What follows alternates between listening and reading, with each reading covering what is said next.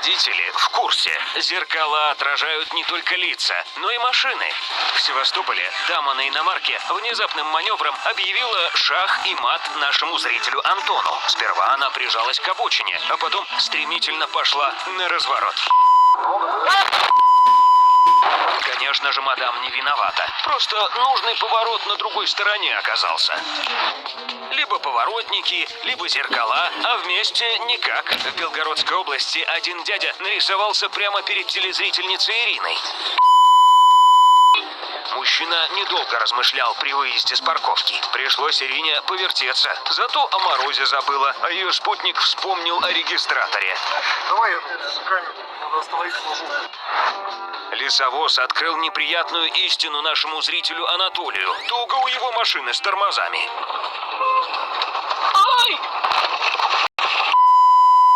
У водилы грузовика все плохо с наблюдательностью. Не заметил легковушку позади. Такой большой, а про зеркала не знает. Да еще и оправдание выдумывает. Лучше пропустить что-то интересное, чем не пропустить машину на главной. В Подмосковье телезрительница Ирина сняла 2 фильма катастрофы: «Улетевший в канаву» и «Улетевший в канаву 2». Пока Ира описывала последствия одной аварии, случилась другая. Ё-моё, и в этот момент еще одна машина. Боже мой. Снимала видео о той, и еще одна авария. Владивосток. Если гнать перед зеброй, ничего хорошего из этого не выйдет. А выйдет, скорее всего, пешеход. Наш зритель Александр подтверждает эту версию.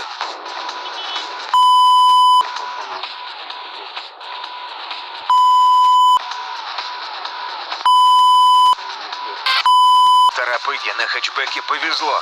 Пешеход не пострадал. То, что на дороге выглядит красиво, не всегда красиво заканчивается.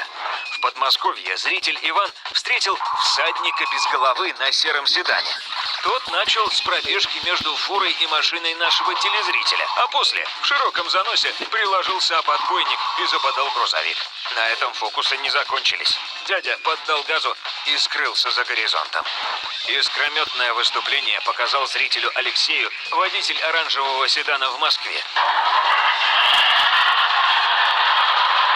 Полет на крыше от отбойника к обочине был недолгим, но зажигательным. Алексей остановился и без лишних аплодисментов поспешил на помощь.